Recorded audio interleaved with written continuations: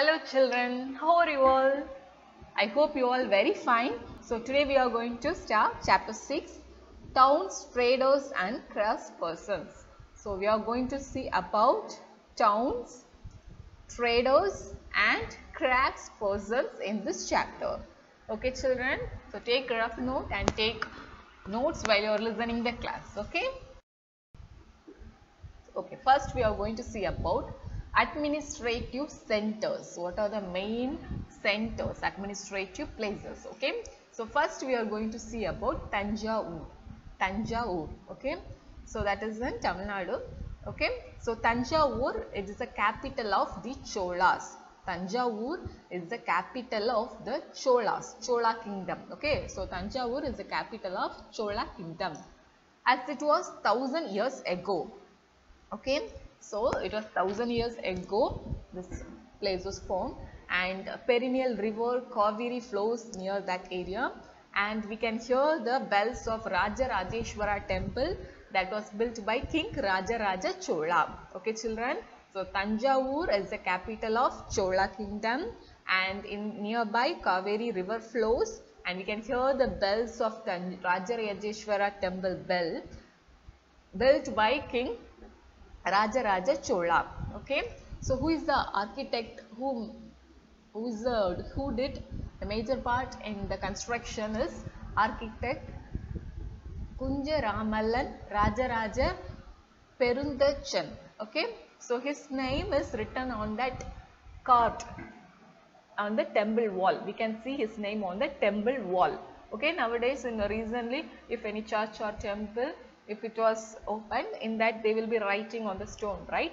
This church is opened by, this temple is opened by, like that. So his name is also in that temple wall. Okay, inside is a massive Shiva Lingam. So inside the temple there is a massive Shiva Lingam. Okay, beside the temple there are many mandabas. Okay, many places like mandabam. Okay, so in that mandabas, king hold court in this mandaba. So court, king's court will be held in that mandaba. Okay, so in that mandaba only he will be ordering everyone, you have to do this work, you have to do this work. Okay, so every work and all that justice, everything will be given in that court. Okay, and barrack for the army is also there, for army residents also there. Okay. Next, bustling with markets. So many markets will be there, selling grains, spices, cloth, jewelry. So they will be selling all kind of things, and water supply comes from wells and tanks for them. And weavers, Valia weavers of Tanjavur and nearby town of Urayur, they produce cloth for flags that will be purchased in the temple for festival, and for king they will be giving fine cotton dresses, and for the people also they will be selling that. Okay, good cotton for the king and nobility, and remaining to the masses. Okay, remaining to the people. So they will be stitching cloth for flags that will be issued in the temple during festivals. So these kinds of works will be done by the weavers of Tanjavur. Okay, and some distance away at Swami Malai, here sculptures, they will make like this bronze idols, then big idols and ornaments, bell, metal lamps. They will build, they will make all these for the temple. Next, temple towns and pilgrimage centers. So temple towns and pilgrimage centers. We are going to see about temple town and pilgrimage centers. So first, Tanjavur is an example of temple town. Okay, so it represents a very important pattern of urbanization. Urbanization means because it has a temple and many people comes towards the temple, so that place becomes an important place. Okay, so temples are like central to economy, attraction. Okay, endow temples with grant of land and money to carry out elaborate rituals, feed pilgrims and priests, and celebrate festival. So many people will be giving grants of land to the temple and money to carry out rituals, pujas, then feed that pilgrims, those who are coming for the pilgrims means those who are coming for that temple, for them food, then for priest food, and for celebrating festival, for everything these people giving money. Okay, so pilgrims who go to the temples, they also will make donations. Those who are coming for the temple, they will also give some donation to the temple. So using this wealth, the temple authorities use the wealth for finance, trade and banking. So they use the money for trading and banking. Then temple town grew as large number of priests, workers, artisans, traders, everyone started settling near the temple. Okay, like this the temple town, Tanjavur is an example of temple town. So because of the temple, many people attracted towards that place. Okay, that place become a good place economically. Okay. Then temple towns emerged around temples such as of those, some examples like Tanjavur, some other examples. Villas one that is Bilza or Vidisa in Madhya Pradesh and Somnath temple in Gujarat. Other important temple towns are Kanjipuram and Madurai in Tamil Nadu and Tirupati in Andhra Pradesh. Okay. Then some pilgrimage centers like for temple famous places are Vrindavan, that is in Uttar Pradesh, and Tiruvannamalai, that is in Tamil Nadu. Okay. Then Ajmer, that is the capital, that is in Rajasthan, that is the capital of Chauhan kings. Chauhan kings. Okay. In the 12th century. Later became the Suba headquarters under the Mughals. So under the Mughals also that place became remained a headquarter. That is an excellent example for religious coexistence. Okay. Khwaja Muhyiddin Chishti, okay, the celebrated Sufi saint settled there in 12th century. So one famous Suji saint, okay, Suji saint means saint.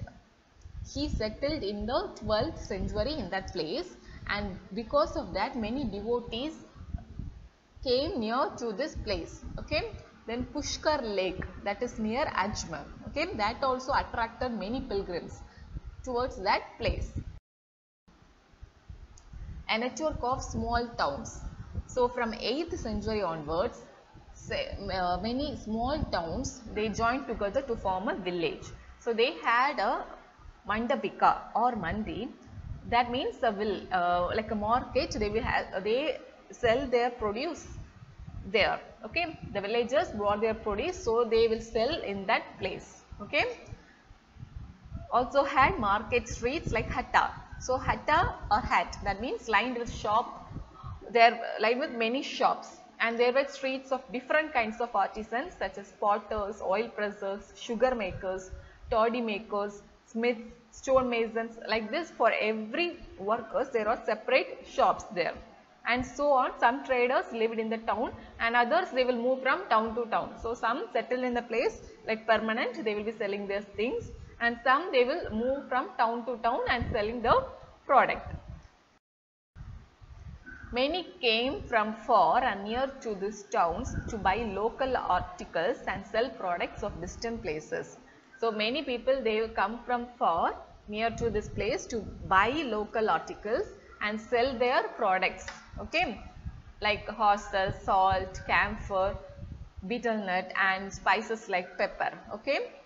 And a Samanta, or in later times Zamindar, that big landlord people, they built a fortified palace in or near these towns, in or near this temple town, and they levied taxes on traders, artisans, on articles of trade.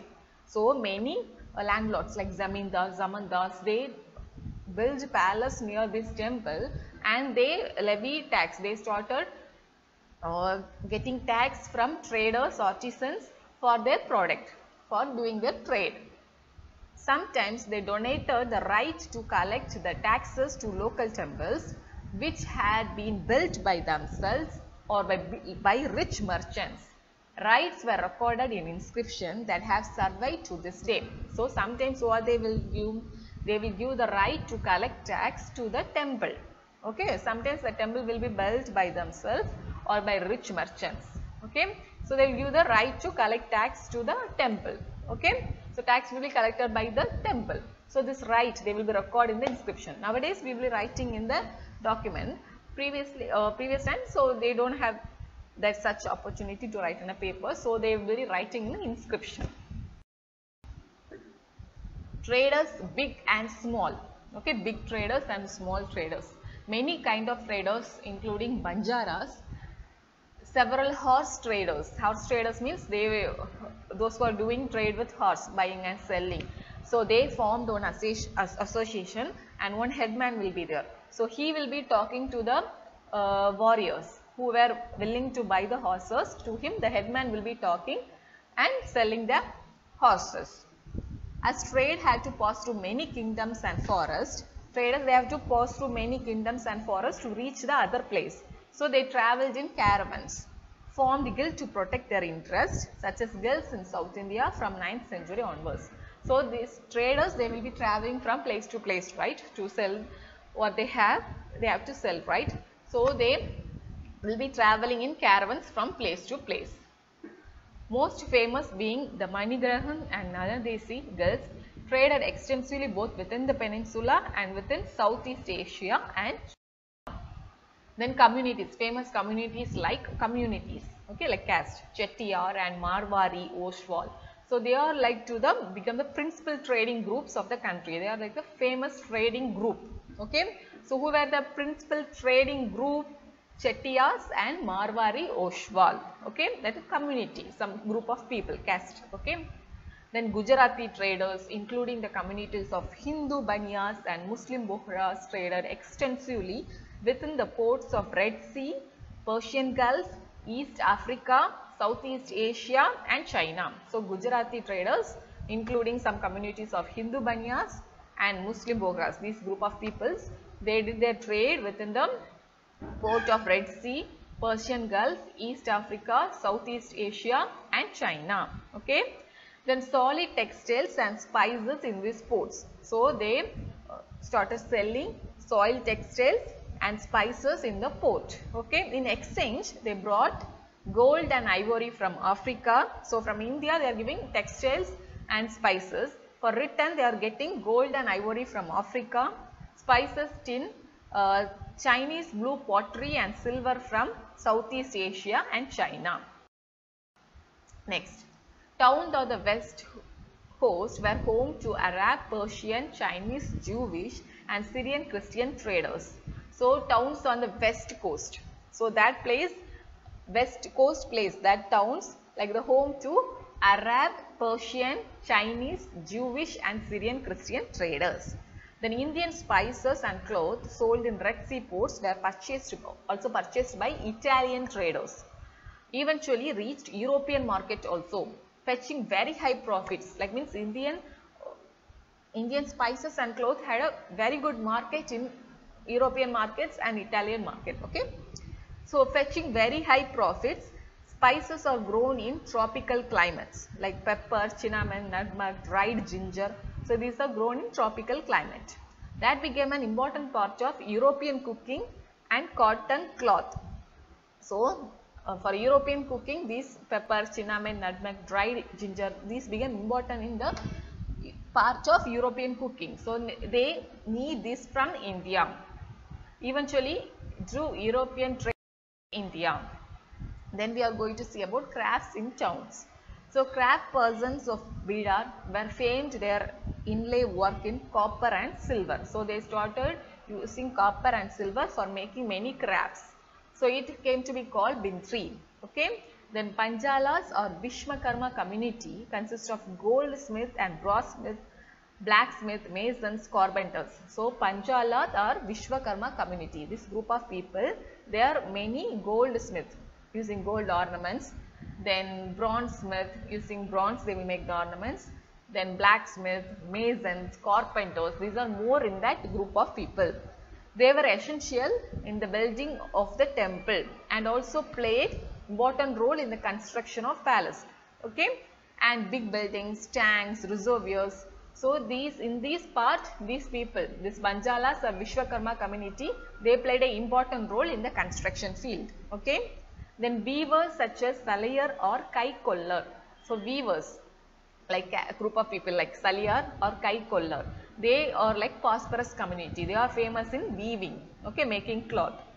They made donation to the temple. They also gave donation to the temple. Aspects of cloth making like cotton cleaning, spinning, dyeing became specialized and became independent crafts. So making of cloth like cotton cleaning, then cotton spinning, making it a cloth, then cotton dyeing, making the color. So that became specialized, like became independent crafts. Then we are going to closer look about the three places, Hampi, Mazulipattanam and Surat. Okay. So first we will see about Hampi.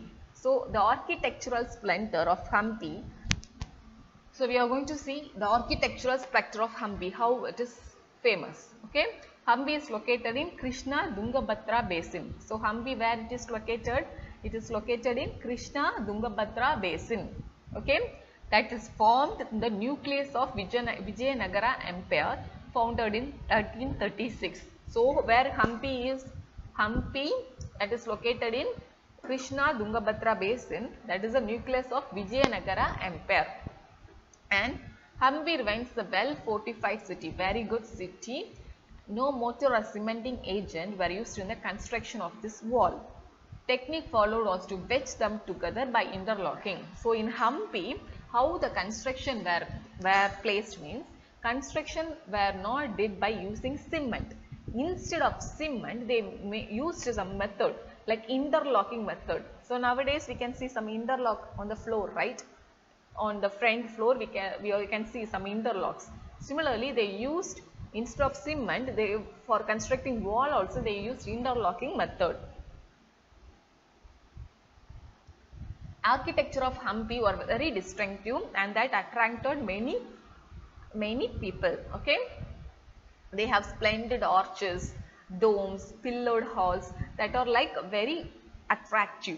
Okay, you know arches, right? So that will be like arch like this, and domes that are like topmost circular portion. Okay, then many pillars are there in the hall. So these are very famous. Then they have very plant orchards and pleasure gardens and sculptural motifs such as lotus and corbels. So they have a very good architectural design. So for architecture, Hampi is very famous. In 15th and 16th century, Hampi bustled with commercial and cultural activities. So Muslim merchants, chetters and agents of European traders such as Portuguese, they were reaching these markets of Hampi. Temples were the hub of cultural activities. So in the temple there will be many cultural activities. Temples are the hub, main place for the cultural activity like dancing. Devadasis, that means temple dancers. They will perform before the deity, royalty and masses in many. So they will perform before that deity, god statue, and before king, and before many people they will dance very nicely. Pillared halls in Virupaksha, that means a form of Shiva. Virupaksha means form of Shiva. Next, Mahanavami festival. Today we call it as Navaratri in the south. In the south we will say as Navaratri. That is Mahanavami festival. That was a very important festival celebrated at Hampi. Okay. So archaeologists have found that Mahanavami platform where the king received guests and accepted tributes from subordinate chiefs. So in Mahanavami platform, what they will do, the king receive the guest from other places and accept some tributes, and the king will sit and watch all the dance and music performance and wrestling during that day. Okay, Hampi fell into ruin following the defeat of Vijayanagara in 1565 by Deccani Sultans. So Hampi fall down when following the defeat of Vijayanagara Empire by the Deccani Sultans. So these Deccani Sultans were the rulers of Golconda, Bijapur, Ahmedabad, Berar and Bidar. Okay, next we are going to see about Surat. So Surat is a gateway to the west. So it is a way to go to the west. Surat is in Gujarat. So it is an emporium of western trade during the Mughal period. So it is very famous during the Mughal period. Along the Campi or somewhat later Ahmedabad. So now we call it as Ahmedabad. Surat, that is the gateway of trade with West Asia via the Gulf of Hormuz. So Gulf of Hormuz, that is also called as gate to Mecca. So the Surat, this is also called as gate to Mecca because many pilgrims ships set sail from here. So from this place only many people, Muslim people, they will be going to their Mecca as a pilgrim tour, okay, pilgrimage, they will go to that place. So for going to Mecca, this is the place where they start, okay, so it is called as gate to Mecca. Then after that, many people, many caste people, many creed people, like many people lived in this place. In the 17th century, the Portuguese, Dutch and English had their factories and warehouses at Surat. So according to English chronicler Ovington, an average of 100 ships of different countries could be found anchored at the port. From different countries, the ships were come to this place for several business, for retail and wholesale shops, like selling cotton textile. For everything, that place is the best place. Okay, textiles of Surat were famous for their good lace borders. Okay, the borders, that zari, that means side borders. So that was like very good and very attractive, and they had a market in West Asia, Africa and Europe. So textile of Surat is very famous. Okay, built numerous rest houses to take care of the need of the people from all over the world came into the city. So many people will be coming to that place, right, for business. So many ships will be coming. So to take care of the needs of the people, there many rest houses were built. Okay, magnificent buildings and innumerable pleasure parks. Okay, Kadya Watseth or Mahajans, that means money changers. They had many banking houses at Surat. They had many banking houses at Surat. So who had many banking houses at Surat? Kadya Watseth. Okay. Then Surat began to decline. That faced a decline during the end of 17th century because of many factors like loss of market, the productivity, then decline of Mughal Empire, then the sea route controlled by the Portuguese and the competition from Bombay. Bombay means present day Mumbai. So from that Surat had a competition. So because of that, what happened, that English East India Company shifted its headquarters in 1668 to that place also, Mumbai. So because of all these, Surat began to decline, losing its famous. But now Surat is a bustling commercial center. Okay. Next we are going to see about Masulipattnam, fishing in troubled waters. So town of Masulipattnam or Machilipatnam, that is also called as fish port town. So what is called as fish port town? Masulipattnam or Machilipatnam. So that is in the delta of Krishna river. Okay. So Dutch and East India Company, they attempted to control this Masulipattnam because it is the most important port on Andhra coast. So Masulipattnam is in the Andhra coast. So it is an important place. So Dutch and English East India Company, they tried to take the control over Masulipattnam. Qutb Shahi, ruler of Golconda, imposed royal monopolies on the sale of textiles, spices and other items to prevent the trade from passing completely in the hands of various East India Company. So what happened? This Qutb Shahi is the ruler of Golconda. He imposed some royal monopolies, like some rules and regulations over sale of textiles, spices and other items, so that they can prevent the control going to the hands of East India Company. Then fierce competition, that is among various trading groups like Golconda nobles, Persian merchants, Telugu Gomati cities and European traders. So because of this various and variety of trading groups, that place became very populous and prosperous. Then Mughal began to extend their power to Golconda, their representative, the Governor Mir Jumla. Okay, he is also merchant. Okay, so he began the play of Dutch and English against each other, and in 1686 to 1687, Mughal Emperor Aurangzeb took over the control of Golconda and caused the European companies to look for alternatives. So who took over the Mughal Emperor Aurangzeb? He took over the control of Golconda. And then a part of new policy of East India Company, it was not enough if a port had connection with protection center of hinterland. So the new company trade centers should combine political, administrative and commercial roles. So he told like new trade company should combine all the activities, not only political, it have to do political, administrative and commercial role. All the roles it have to play. So as the company moved to Bombay, Calcutta and Madras. Bombay means Mumbai, Calcutta, present day Kolkata, and Madras, present day Chennai. So these places the company traders moved. So because they moved, Masulipatanam lost both its merchant and prosperity, declined in the course of 18th century. Okay, so today it is just a little town. New towns and traders. And 16th and 17th century, the European countries searching for spices and textiles. So that is popular in Europe and West Asia. So that we can find only in India, more spices and textiles. So they were looking trade in India. The English, Dutch and French formed East India companies to expand their commercial activities in East. Okay. So initially great Indian traders like Mullah Abdul Ghaffur and Virji Ora, who owned large number of ships, competed with them. So this East India Company, English, Dutch and French, they expand their activities, and great Indian traders like Mullah, who are the great Indian traders, India they are famous, Mullah Abdul Ghaffur and Virji Ora, they are like competition to this East India Company. However, the European companies used their naval powers to gain control of the sea route and forced Indian traders to work as the agents. So in European countries they had good naval power and good army and good control.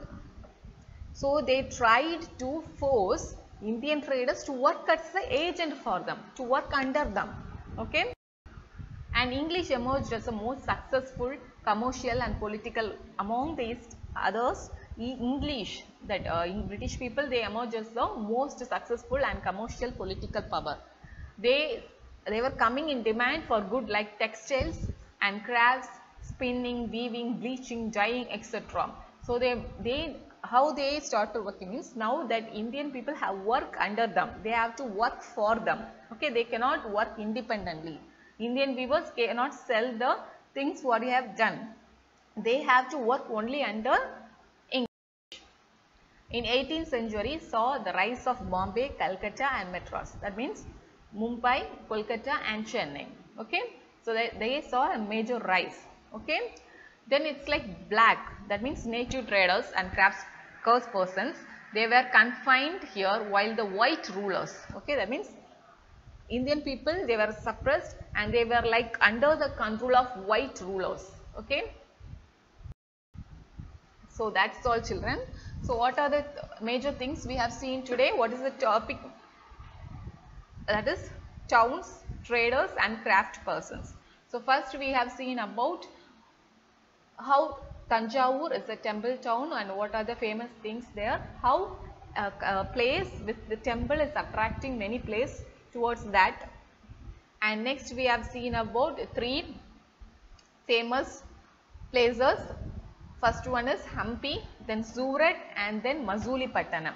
Then how they faced some decline, and after that we have seen about new towns, how they formed new towns like Calcutta and Madras and Bombay. Okay, so these are the 3 new towns that formed. Then how we people in India became under the control of white people, white rulers. Okay, so how we have seen these things in this chapter. So if you have any doubt, just go through this chapter in the book and also go through this video once again and note down all the important points. Okay, so that will help you a lot. So thank you, children. Have a nice day.